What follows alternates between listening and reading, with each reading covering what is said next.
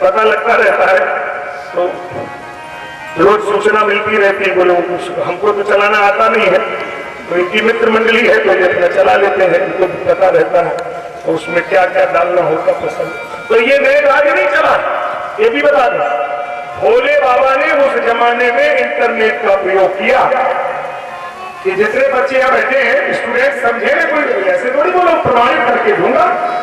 उस जमाने में इंटरनेट का प्रयोग हुआ, वाईफाई प्रयोग हुआ, उस जमाने में डाउनलोड हुआ, उस जमाने में पिक्चर लोड हुआ, क्या नहीं हुआ? बाबा ने किया, वहीं बैठे बैठे देखा।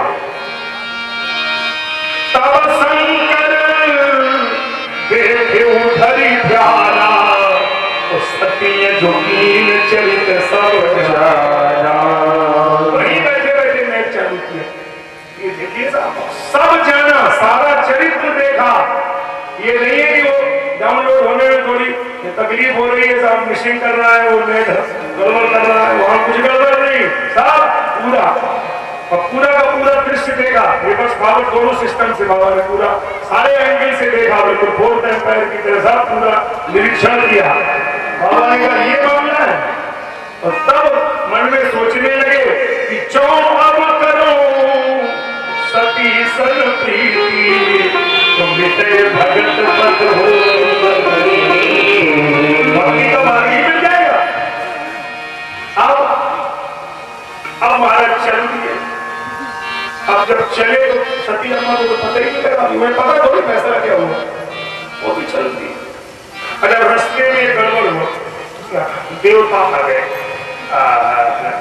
पृथक पृथक दिन कीन प्रशंसा, जय महेश आप जैसा दुनिया में कौन होगा, आप ही हैं ऐसा, आप जैसा कोई नहीं होगा। ऐसी प्रतिज्ञा तो कोई कर ही नहीं सकता जैसी आपने की। बाबा को इतनी गुस्सा आई, बाबा ने कहा हद हो गई तुम्हारी आदत को, क्या जरूरत थी तुम्हें ये बात कहने की है? अम्मा जी ने तुरंत पूछा, कहो कवन पर की कृपा, कौन सी प्रतिज्ञा की? बाबा ने कहा देखो हम अपना घर बसाना चाहते हो, ये लोग जलवाना चाहते, इन्हें क्या जरूरत थी प्रस्ताव ये बात छेड़ने की? अरे जो हो गई सो हो गई, तुमने क्यों कहा? अब देखो वो पूछने लगे, अभी तक उनको मालूम नहीं हुआ। अब अम्मा जी ने पूछा कहो कवन पर की, बाबा कौन सी प्रतिज्ञा की? अब बाबा चक्कर में पड़ेंगे, अगर नहीं बताएंगे तो रास्ते में झगड़ा, और बता दिया तो घर तक पहुंचना। अब दोनों तरफ से मामला खराब, करे तो करे क्या? अम्मा जी बोले नहीं बताओ तो जरूर, कहाओ कवन पर की, कौन सी प्रतिज्ञा की? तो बाबा ने कहा कैसे रोका जाए ये पूछे ना। तो बाबा ने कहा कि ऐसी कथा सुनाओ जो उस कथा का छोर हो गई ना। ऐसी कथा करी बाबा ने, न पेड़ो न छोर, कथा बंद ही नहीं हुई, रास्ता भर हुई, कैलाश पर्वत पे आगे कथा ही बंद हुई। ये हम नहीं कह रहे, रामायण कह रही है। विविध इतिहास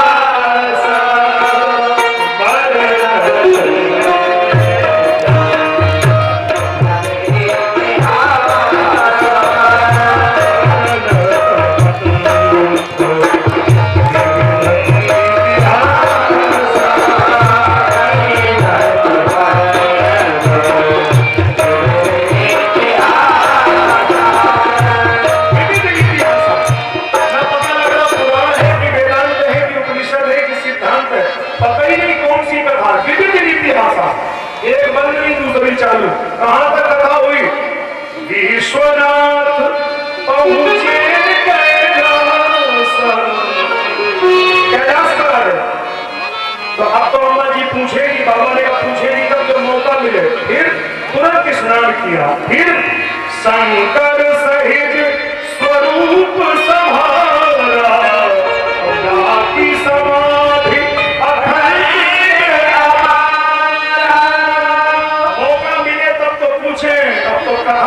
समाधि चालू हो गई। और एक दिन दो दिन में समाधि खुल गई नहीं, बीते संपत साहस सतासी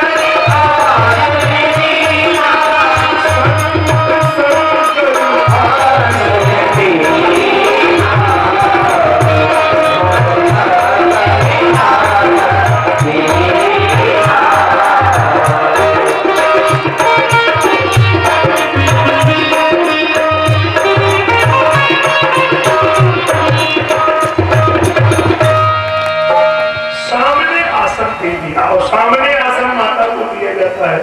अब अम्मा समझ गई बाबा ने हमारा परित्याग कर दिया है, लेकिन अब सोच रही है मन में, नितना सोचू सती मन भर कब जय दुख सागर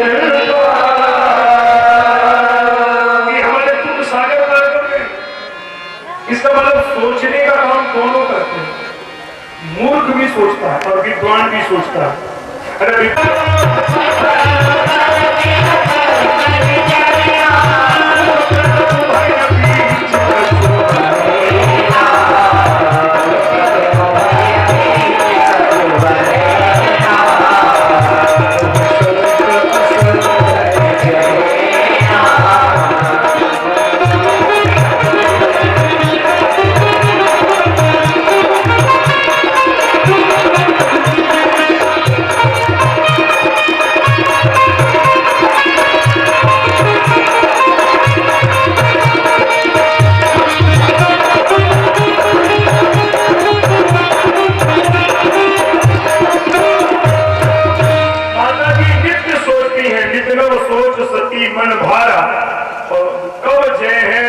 सागर पारा।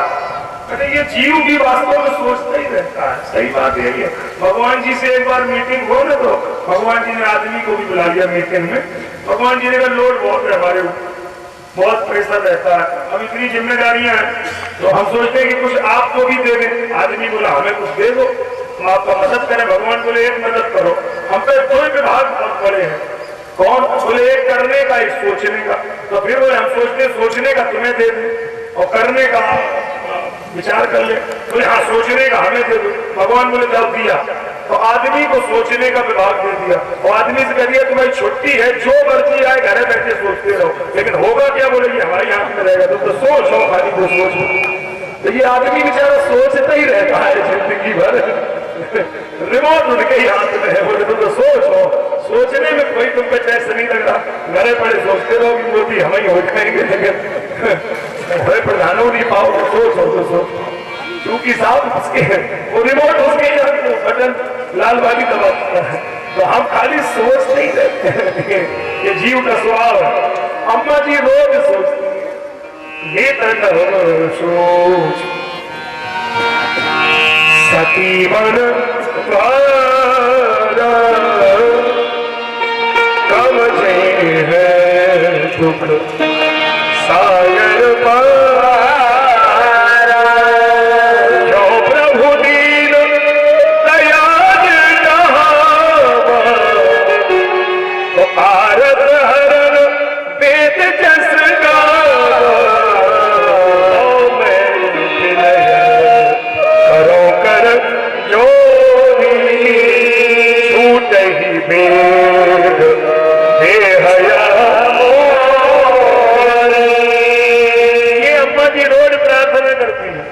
उन्हीं दिनों दक्ष प्रजापति ने यज्ञ कराया, बृहस्पतेश्वर नाम का यज्ञ कनखल हरिद्वार में। अब उस यज्ञ में सबको निमंत्रण दिया और द्वेष बस शंकर जी को बुलाया नहीं। अम्मा जी ने जब देखा कि विमान ऊपर से जा रहे, सुर सुंदरी करे कल गाना और सती विलोके व्योम विमाना, ऊपर से विमान जा रहे। अरे बताओ ऊपर से काहे को जा रहे? अरे ट्रेन की तो मजबूरी है कि ट्रैक पे ही चलेगी, और बस की भी मजबूरी है कि रोड पे ही चलेगी। अब प्लेन की कोई मजबूरी है क्या? अरे दाएं बाएं कहीं से भी निकाल दो, लेकिन वैसे तो मजबूरी है। ऐसा नहीं बोल सकता हूँ, आजकल तो मजबूरी है, पहले तो ऐसा हो सकता था। आजकल तो कंप्यूटराइज हो गया सारा का सारा खेल, तो आजकल तो प्लेन भी ट्रेन पे ही चलेगा, क्योंकि वो तो एपीसी के नजर में ही रहेगा, जो एयर ट्रैफिक कंट्रोल होता है उसके नजर में ही रहेगा। हम लोग आए दिन चलते रहते तो पता रहता है, जो भी डोमेस्टिक फ्लाइट जाएगी तो वो उड़ेगी। आप उसको देखिए तो वो जो एयर बस होता है तो उसको 35,000 से 40,000 फुट पे रखना पड़ता है। इसे कम ज्यादा करने में आपको इजाजत लेनी पड़ेगी, इसी दायरे में चलेगा। 35,000 फीट पे यूं जाएगा, यूं 35,000 फीट उड़ के तब यूं ट्रैक होता है, उसको दिया जाएगा। और जो इंटरनेशनल फ्लाइट है वो 80 से 90,000 फीट की ऊंचाई से उड़ाई जाती है, तो उसमें ऊंचाई के हिसाब से ट्रैक होता है। यद्यप मजबूरी प्लेन की भी है, लेकिन आप वहीं से क्यों निकल रहे हैं कैलाश पर्वत से? ये है इनकी कमजोरी, क्योंकि ये रहते कहाँ हैं? ऊंच निवास नीच कर टूटी।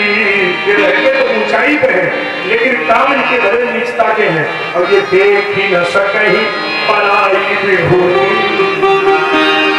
इनके कारनामे गलत हैं। ऐसे कई लोग हमारी नजर में हैं, नजर हुआ में तो नहीं होंगे, शायद एक दो हो, अंदाज में कहे नजर में है, हमारे आदत है उनकी।